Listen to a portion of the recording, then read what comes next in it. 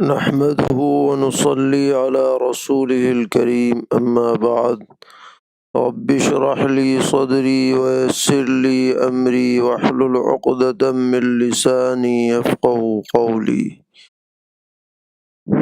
دینی رہنمائی کی 30ویں مجلس میں تمام ہی سامعین کرام کی خدمت میں السلام علیکم ورحمۃ اللہ وبرکاتہ۔ آج کی مجلس میں سب سے اہم سوال جو مختلف حضرات کی طرف سے سامنے آیا ہے کہ حکومت ہند نے 8 جون سے مساجد کو بظاہر کھولنے کا اعلان کیا ہے، لیکن جو رہنما ہدایات جاری کی گئی ہیں حکومت کی طرف سے، ان کے متعلق خاص طور پر سوالات کیے گئے ہیں۔ ان میں سے ایک سوال یہ ہے کہ کیا ماسک لگا کر نماز پڑھنا درست ہے؟ نماز درست ہو جائے گی؟ کیونکہ ان ہدایات میں ایک ہدایت یہ بھی ہے کہ جو لوگ بھی مسجد میں آئیں وہ ماسک لگا کر کے آئیں اور نماز کے دوران بھی ماسک لگائے رہیں۔ تو اس بارے میں شرعی اصل حکم تو یہ ہے کہ نماز پڑھتے وقت منہ کھلا رہنا چاہیے۔ چنانچہ احادیث شریفہ میں ایسا ڈھاٹا باندھ کر نماز پڑھنے کو مکروہ کہا گیا ہے کہ جس سے منہ ڈھک جاتا ہو۔ اس کی ایک وجہ یہ بھی ہے کہ اس کی وجہ سے بعض مرتبہ حروف اور آواز کی ادائیگی میں بھی دشواری پیش آتی ہے۔ اس لیے اصل حکم تو یہی ہے کہ ماسک لگائے بغیر ہی نماز ادا کی جائے، لیکن جہاں قانونی مجبوری ہو اور اس کے بغیر نماز پڑھنے کی مسجد میں اجازت نہ ہو تو اس مجبوری کی بنیاد پر ماسک لگا کر کے بھی نماز پڑھنا درست قرار پائے گا۔ احوال کو دیکھ کر کے آدمی فیصلہ کر سکتا ہے۔ اسی ضمن میں دوسرا سوال یہ ہے کہ ہدایت جاری کی گئی ہے کہ کچھ فاصلے سے لوگ کھڑے ہوں گے۔ اب یہ فاصلہ 2 طرح کا ہے۔ ایک تو یہ کہ امام اور صف کے درمیان کا فاصلہ، تو اس میں تو شرعاً کوئی حرج نہیں ہے کہ حسب ضرورت امام اور صفوں کے درمیان میں فاصلہ ویسے بھی رہتا ہے، ایک صف کے بقدر تو رہتا ہی ہے، اگر ضرورتاً اس میں کچھ اضافہ بھی کر دیا جائے تو کوئی حرج کی بات نہیں ہے۔ دوسرا فاصلہ نمازیوں کا نمازیوں کے درمیان، تو یہاں بھی اصل حکم تو جس کی تاکید احادیث شریفہ میں کی گئی ہے یہ ہے کہ مل کر کے کھڑے ہوں، کندھے سے کندھا ملا کے کھڑے ہوں، ایک لائن میں کھڑے ہوں، بیچ کا فرجہ بھر لیں، سب ملا کے کھڑے ہوں۔ لیکن حکومتی ہدایات اور بعض صورتوں میں وبا سے بچنے کے لیے، بیماری سے بچنے کے لیے اگر ہم مسجد میں کچھ فاصلے سے بھی کھڑے ہوں اور جماعت سے نماز پڑھیں تو نماز شرعاً درست ہو جائے گی، اس لیے کہ پوری مسجد ایک مقام واحد کے درجے میں ہے۔ تو اگر ایسی کوئی ہدایات لازماً ہوتی ہے جس کے خلاف ورزی خلاف قانون سمجھی جائے گی تو مسجد کی جماعت کو قائم کرنے کے لیے اس ہدایت کی اگر پابندی کی جائے تب بھی نماز درست ہے۔ اسی ضمن میں ایک تیسرا سوال یہ کیا گیا ہے کہ ہدایت جاری کی گئی ہے کہ جو لوگ بھی مسجد کے اندر آئیں وہ الکوحل ملا ہوا سینیٹائزر استعمال کریں۔ ایک محلول ہے جس کو لگایا جاتا ہے جراثیم کو دفع کرنے کے لیے۔ اس میں سائل نے یہ سوال کیا ہے کہ الکوحل میں تو نشہ ہوتا ہے اور وہ کوئی مسلمان کیسے استعمال کر سکتا ہے؟ تو اس کا جواب یہ ہے کہ الکوحل کا پینا تو بہرحال حرام اور ناجائز ہے، کیونکہ وہ نشہ آور چیز ہے، لیکن الکوحل کا خارجی استعمال، اس میں کچھ تفصیل ہے۔ اگر وہ الکوحل کھجور یا انگور سے بنا ہوا ہے تو اس کا خارجی استعمال بھی جائز نہیں ہے، یعنی ظاہر بدن پہ لگانا، کپڑے پہ لگانا بھی اس کا درست نہیں ہے، وہ بالکل نجس العین ہے۔ البتہ اگر کھجور انگور کے علاوہ چیز کا الکوحل بنا ہوا ہے، گنے کا بنا ہوا ہے، آلو کا بنا ہوا ہے، کسی پھل کا، سبزی کا بنا ہوا ہے، تو ایسی صورت میں خارجی استعمال اس کا درست ہے، اسے ناپاک نہیں کہا جائے گا جب تک کہ کوئی اور سبب ناپاکی کا اس میں نہ پایا جائے۔ لہذا اگر حکومتی طور پر پابندی ہے کہ بغیر اس کے استعمال کیے کوئی آدمی مسجد میں جائے گا ہی نہیں، تو اس مجبوری کے مد نظر یا وبا سے بچنے کے اعتبار سے اس طرح کے سینیٹائزرز کو استعمال کرنے میں شرعاً کوئی حرج نہیں ہے، گنجائش اس کی موجود ہے۔ اسی کے متعلق چوتھا سوال یہ کیا گیا ہے کہ چونکہ بیک وقت نمازیوں کی تعداد حکومت کی طرف سے مقرر ہے، جس سے محلے کے سب افراد باجماعت مسجد میں نماز نہیں پڑھ سکتے، تو کیا ایسی ضرورت کے وقت میں مختلف جماعتیں الگ امام الگ مقتدیوں کے ساتھ ایک مسجد میں ادا کی جا سکتی ہیں؟ تو آپ کو معلوم ہی ہوگا کہ احناف کے نزدیک اصل حکم یہی ہے کہ ایک مسجد میں جہاں کے امام اور مقتدی متعین ہوتے ہیں، جماعت کا تکرار صحیح نہیں، لیکن یہ عمومی حالات کے اعتبار سے ہے۔ جہاں تکرار جماعت سے تقلیل جماعت لازم آتی ہے، اگر کہیں خصوصی حالات ہوں اور مقامی علماء اور مفتیان اس بات کی ضرورت محسوس کریں کہ تعدد جماعت میں کوئی حرج نہیں ہے، تو ان کے مشورے سے خاص طور پر جمعہ کی نماز الگ امام الگ مقتدیوں کے ساتھ،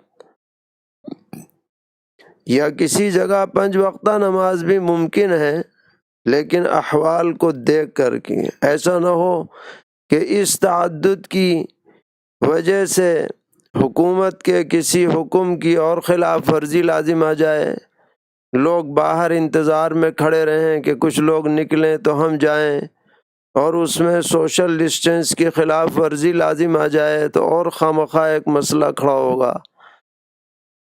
اس لیے جہاں اس طرح کے خطرات ہوں وہاں مسجد میں تعدد جماعت کے بجائے جیسے اپنے گھروں پر یا بیٹھکوں میں یا ہالوں میں نمازیں ہو رہی ہیں وہیں پر پڑھ لیا جائے، اور کوئی ایسا خطرہ مول نہ لیا جائے جس سے مسلمانوں کی بدنامی ہو یا مسجدوں کے اوپر کسی طرح کا بھی کوئی حرف آئے۔ ان تمام مصالح کو سامنے رکھ کر ہی اقدامات کرنے چاہیے۔ ایک سوال ایک صاحب نے پوچھا ہے کہ ہماری مسجد کے ٹینک میں پانی کے ٹینک میں بندر نے پانی پی لیا تو کیا حکم ہے؟ تو جواب یہ ہے کہ بندر کے منہ ڈالنے کی وجہ سے وہ ٹینک کا پانی ناپاک ہو گیا ہے، اب اسے پاک کرنے کی ضرورت ہے۔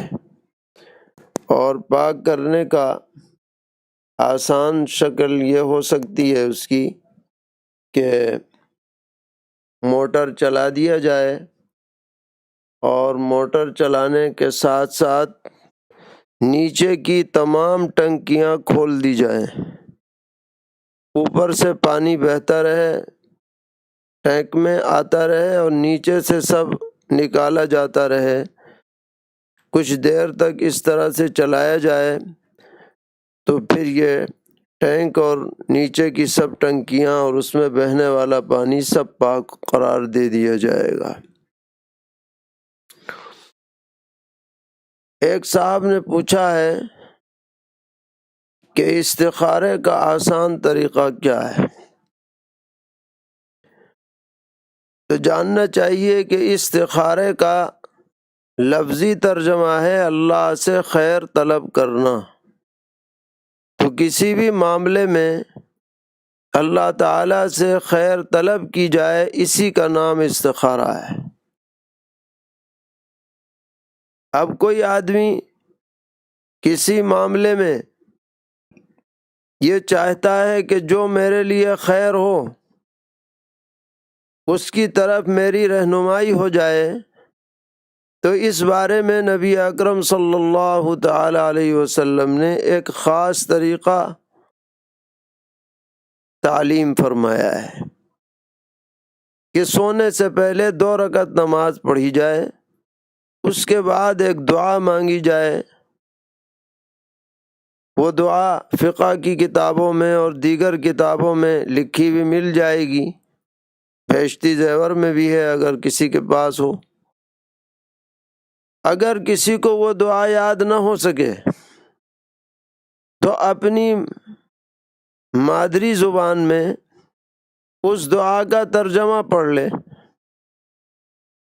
جس کا خلاصہ یہ ہے کہ الہ العالمین آپ عالم الغیب والشہادہ ہیں، اگلی پچھلی سب باتیں آپ کے علم میں ہیں، اگر یہ کام جو میں کرنے جا رہا ہوں اس میں میرے لیے خیر ہو تو آپ میرا دل اس کی طرف مائل کر دیجئے اور میرے لیے اسے آسان فرما دیجئے، اور اگر میرے لیے اس میں بہترائی نہ ہو تو میرا دل اس کی طرف سے ہٹا دیجئے، اور جو کچھ بھی میرے لیے خیر ہے اسی کی طرف مجھے مائل فرما دیجئے۔ اس طرح سے آدمی جی لگا کر کے اللہ سے دعا کرے اپنی زبان میں اور پھر سو جائے۔ 3 دن 5 دن 7 دن جیسا موقع ہو یہ عمل کرے، اور پھر جس معاملے میں استخارہ کیا ہے اس میں قدم بڑھا دے، چاہے کرنے کے سلسلے میں چاہے نہ کرنے کے سلسلے میں، تو جو بھی کرے گا اسی کے اندر خیر ہو جائے گی انشاءاللہ۔ تو یہ تو وہ طریقہ ہے جو احادیث شریفہ میں منقول ہے اور ہمارے فقہا نے بھی اس کو ذکر فرمایا ہے۔ اور اگر وقتی طور پر فوری طور پر کسی کام میں آدمی کو قدم بڑھانا ہے تو یہ دعا کر لے، اللہم اغفر لی واختر لی، اے اللہ میرے لیے آپ خیر پسند فرما لیجئے، اور یہ دعا کر کے پھر آگے قدم بڑھا دے، تب بھی انشاءاللہ خیر ہوگی۔ اور بھی بعض طریقے بعض بزرگوں سے منقول ہیں، اگر ان میں کوئی خلاف شریعت بات نہ پائی جائے تو ان کو بھی اپنایا جا سکتا ہے۔ پوچھا ہے کہ استخارہ دوسرے سے بھی کرا سکتے ہیں؟ ہاں دوسرے سے بھی کرا سکتے ہیں، لیکن افضل اور بہتر یہ ہے کہ جو صاحب معاملہ ہے وہ خود استخارہ کرے تو بہتر ہے۔ ایک صاحب نے پوچھا ہے کہ ایک شخص نے نماز میں کرامن کاتبین یعلمون ما تفعلون کے بجائے یعملون ما تفعلون پڑھ دیا تو نماز ہوئی یا نہیں ہوئی؟ جواب یہ ہے کہ نماز درست ہو جائے گی، اس لیے کہ یہ جو یعملون اس نے پڑھا ہے اس میں یہ توجیہ کی جائے گی کہ فرشتے کتابت کا عمل کرتے ہیں، وہ کاتب ہیں، اور جو آدمی اعمال کرتا ہے وہ اسے عمل کتابت کے ذریعے لکھتے ہیں، لہذا یعملون ما تفعلون سے بھی معنی اس اعتبار سے درست ہو سکتے ہیں۔ ایک صاحب نے پوچھا ہے کہ فرض کی تیسری یا چوتھی رکعت میں فاتحہ کے بعد سورت ملا لی تو کیا کرنا چاہیے؟ ملا لی تو ملا لی، بہتر تو یہ ہے کہ نہ ملاتے، لیکن اگر ملا لی تو اس سے نماز فاسد نہیں ہوئی، نماز درست ہو گئی، چاہے آدھی ملائی ہو چاہے پوری ملائی ہو۔ ایک صاحب نے پوچھا ہے کہ کتاب المسائل میں لکھا ہے اقامت کا طریقہ بیان کرتے ہوئے کہ ہر لفظ پر جزم کیا جائے، اور یہ بھی لکھا ہے کہ اللہ اکبر نہ پڑھا جائے، بلکہ اگر ملا کر پڑھنا ہے تو اللہ اکبر پڑھا جائے زبر کے ساتھ۔ تو اس میں فرق کیوں کیا گیا ہے؟ اکبروں میں اور اکبرہ میں فرق کیوں کیا گیا ہے؟ تو بات اصل میں یہ ہے کہ نبی اکرم علیہ الصلاۃ والسلام نے فرمایا کہ الاذان جزم والاقامت جزم،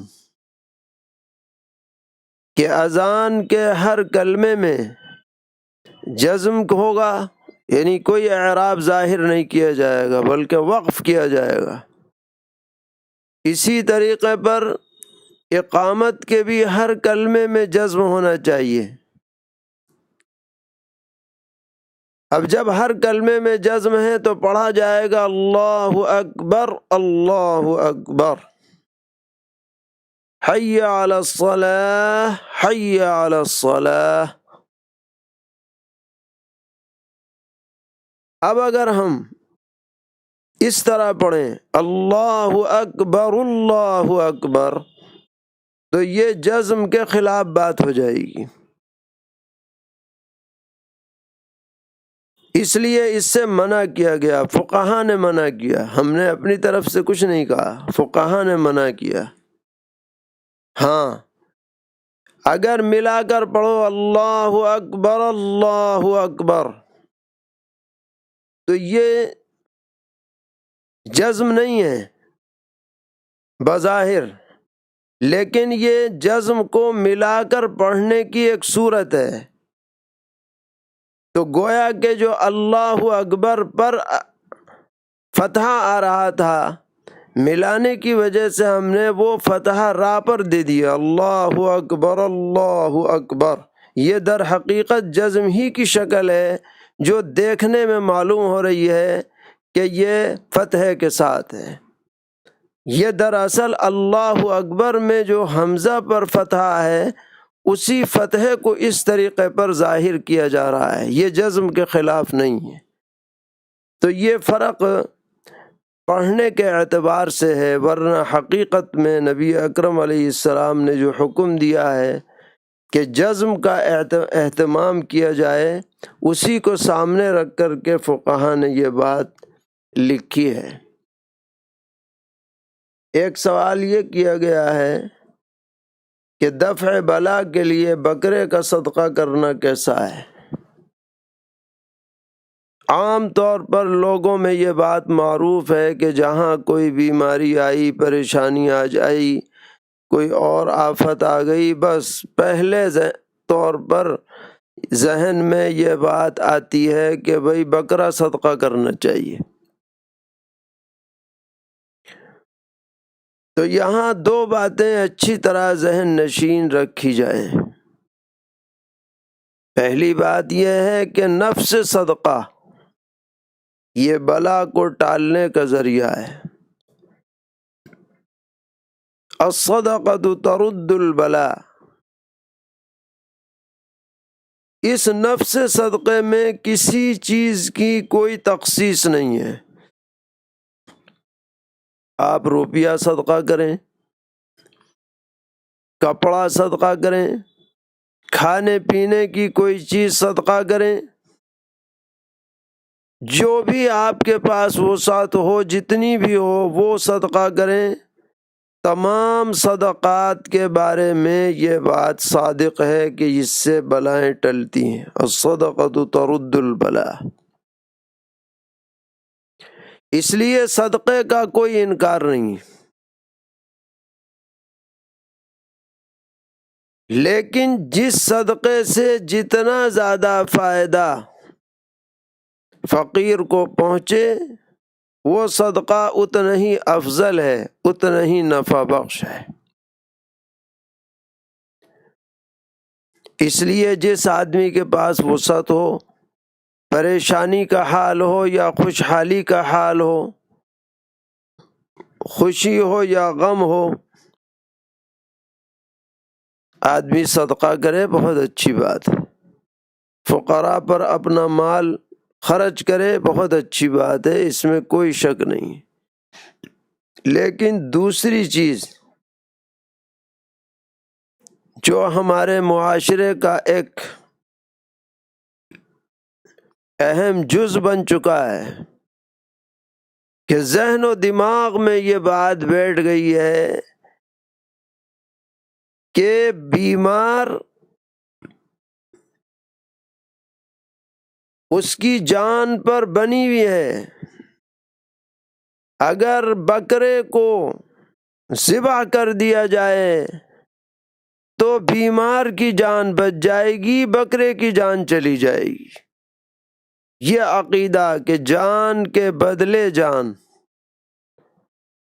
اور اسی عقیدے نے بکرے کے صدقے کی بات کو معاشرے میں عام کیا ہے، بلکہ بعض جگہ تو یہ ہونے لگا نعوذ باللہ کہ کالی بکری ڈھونڈ کے لائیں گے اور مریض کے چارپائی سے اسے باندھ دیں گے رات بھر، اور صبح کو جا کر کے اس کو ذبح کر دیں گے، یہ سمجھتے ہوئے کہ بیمار کی جان بچ گئی، بکرے کی جان چلی گئی۔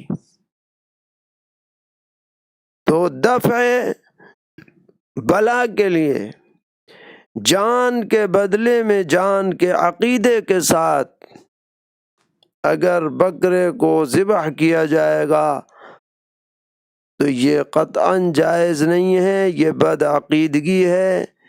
بہت سے علماء نے تو یہاں تک لکھا کہ اس طرح ذبح شدہ بکرے کا گوشت امیر یا غریب کسی کے لیے کھانا جائز نہیں۔ لہذا ہمارے سامنے جب بھی ایسا کوئی مسئلہ آتا ہے تو ہم یہ کہتے ہیں کہ بھائی بکرے کی جان کے پیچھے کیوں پڑے ہو،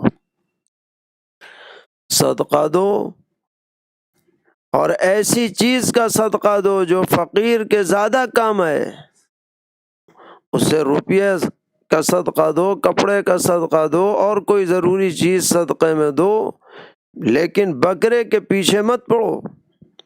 اور اگر یہ بدعقیدگی شامل ہو گئی کہ جان کے بدلے میں جان ہے تو یہ بکرا کسی کے لیے بھی حلال نہ رہے گا، نہ امیر کے لیے نہ غریب کے لیے۔ اس لیے اس بدعقیدگی سے بہرحال اپنے کو اور معاشرے کو بچانے کی ضرورت ہے۔ ایک سوال یہ کیا گیا ہے کہ چاند گرہن کے وقت کیا حاملہ عورتوں کے لیے کوئی پرہیز ہے شرعاً؟ تو شرعاً کوئی پرہیز ثابت نہیں ہے۔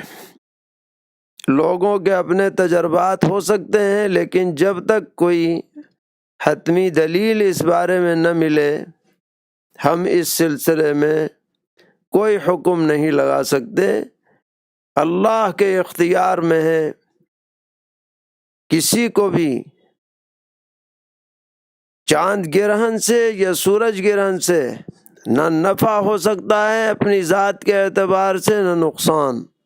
جو بھی نفع نقصان ہوگا اللہ کے حکم سے ہوگا۔ اس لیے ایسی بے سند باتوں پر قطعاً یقین نہیں کرنا چاہیے۔ ایک سوال یہ کیا گیا ہے کہ نکاح خواں صاحب نے لڑکی کا نام رجسٹر میں غلط لکھ دیا اور ایجاب کراتے وقت وہی غلط نام لے کر نکاح پڑھایا، اور اسی پر لڑکے نے قبول کیا، تو نکاح درست ہوا یا نہیں ہوا؟ تو یہ نکاح درست نہیں ہوا، کیونکہ نام غلط لیا گیا ہے۔ پہلی فرصت میں تجدید نکاح کرا دینا چاہیے۔ ایک سوال یہ کیا گیا ہے کہ ایک شخص نے ایک عورت سے شادی کی، اس سے 2 بچیاں پیدا ہوئیں، اس کے بعد بیوی کا انتقال ہو گیا، تو اس نے دوسری عورت سے شادی کی۔ اب جو دوسری عورت اس کے نکاح میں آئی ہے، اس کا بھائی اس کی پہلی بیوی کی بچی سے نکاح کرنا چاہتا ہے، تو یہ نکاح درست ہوگا یا نہیں؟ تو شرعاً نکاح درست ہو جائے گا، اس میں کوئی رکاوٹ نہیں ہے، کیونکہ نئی بیوی کے بھائی کے لیے پہلی بیوی کی بچی میں کوئی حرمت کا رشتہ نہیں پایا جاتا ہے، اس میں شرعاً کوئی حرج کی بات نہیں ہے۔ ایک سوال یہ پوچھا گیا کہ زکوٰۃ کو بذریعہ بینک مستحق کے نام منتقل کرنے پر کیش بیک ملتا ہے، تو اس کیش بیک کا شرعاً کیا حکم ہے؟ تو کیش بیک تو اصلاً ٹرانزیکشن کی بنیاد پر وہ کمپنی دیتی ہے جس کے ذریعے سے پیسہ منتقل ہوا ہے، اس کا زکوٰۃ سے کوئی تعلق نہیں ہے، وہ استعمال کرنے والے کے لیے ایک انعام کے درجے میں ہے، اس لیے وہ اس کیش بیک کو اپنے ذاتی استعمال میں خرچ کر سکتا ہے، کوئی حرج کی بات نہیں ہے۔ ایک سوال یہ بھی آیا ہے کہ زکوٰۃ کی رقم کو روپیوں میں عدل بدل کرنے کی گنجائش ہے یا نہیں؟ مثلاً ہمارا روپیہ دوسرے شہر میں ہے، کسی آدمی کے پاس، اور اس آدمی کی رقم ہمارے پاس بطور قرض موجود ہے، تو کیا ہم ایسا کر سکتے ہیں کہ دوسرے شہر میں جو مدرسے کی رقم ہے وہ اس کو ادا کر دیں، اور اس کا جو قرض ہے وہ اس طرح سے اسے پہنچا دیا جائے؟ تو اس سلسلے میں جواباً عرض ہے کہ اگر مالیت دونوں کی برابر ہے، صرف روپیے کا عدل بدل کرنا ہے، اور اس میں مدرسے کا کوئی نقصان کسی طرح کا بھی نہیں ہے، نہ تاخیر کا نقصان ہے، بلکہ وقت سے پہلے ہی مدرسے کو رقم مل رہی ہے اور کوئی بھی مفسدہ نہیں پایا جا رہا، تو اس طرح سے زکوٰۃ کی رقم کی تبدیلی جبکہ مالیت میں برابری ہو، اس میں شرعاً کوئی حرج کی بات نہیں ہے۔ ایک صاحب نے پوچھا ہے کہ میں اپنی تنخواہ سے زکوٰۃ کے علاوہ کچھ رقم الگ کر لیتا ہوں اور میں اسے مختلف مدات میں خرچ کرتا ہوں، مثلاً مسجد میں لگاتا ہوں، ضرورت مندوں پر خرچ کرتا ہوں، چاہے مسلمان ہو چاہے غیر مسلم، رشتہ داروں پر خرچ کرتا ہوں، تو میرا یہ عمل کیسا ہے؟ جواب یہ ہے کہ بہت اچھا عمل ہے، اللہ تعالیٰ اور برکت عطا فرمائے اور دوسروں کے لیے بھی یہ عمل قابل تقلید ہے کہ آدمی کے پاس کچھ ایسی رقم ہر وقت موجود رہنی چاہیے کہ جہاں بھی کوئی خیر کی ضرورت پیش آئے فوری طور پر وہ اس کی تکمیل کر سکے۔ ایک سوال یہ کیا گیا ہے کہ گھر کے اندر میاں بیوی یا ماں بیٹے ایک جا نماز پر یا برابر جا نماز پر کھڑے ہو کر اپنی الگ الگ نمازیں پڑھ سکتے ہیں یا نہیں؟ تو اس سلسلے میں عرض ہے کہ اگر جماعت سے نماز ہو رہی ہو اور دونوں کا امام ایک ہو اور نماز بھی ایک ہی ہو تو ایسی صورت میں تو مرد کی نماز فاسد ہو جاتی ہے جو عورت کے بالکل برابر میں کھڑے ہو کے جماعت کی نماز میں شامل ہو۔ لیکن اگر جماعت کی نماز نہ ہو ویسے ہی پڑھ رہے ہوں جیسا کہ ہوتا ہے گھروں میں، تو فقہا نے لکھا ہے کہ نماز فاسد تو نہیں ہوگی لیکن مکروہ ضرور ہے۔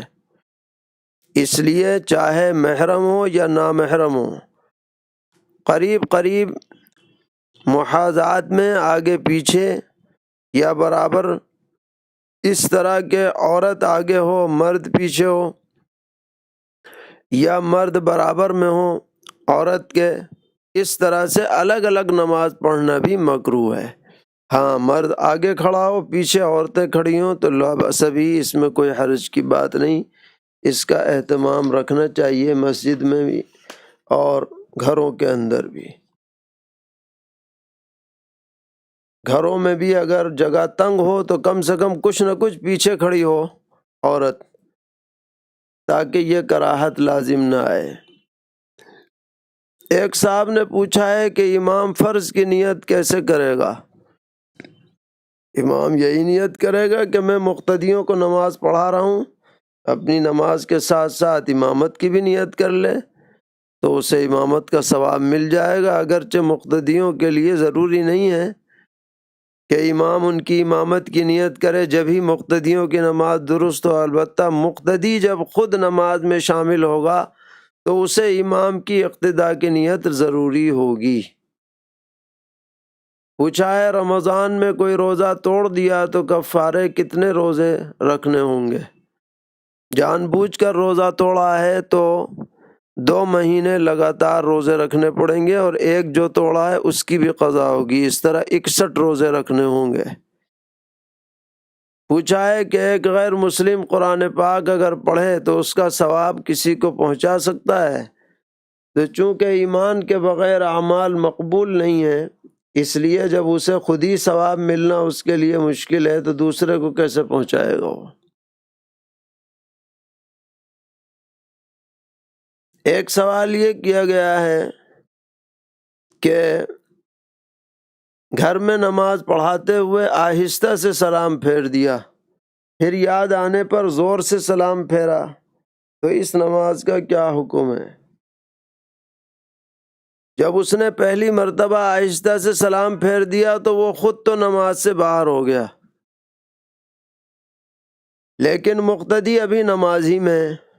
جب اس نے دوسری مرتبہ زور سے سلام پھیرا تو اب مقتدیوں نے جو سلام پھیرا اس وقت مقتدیوں کی نماز ختم ہوئی ہے،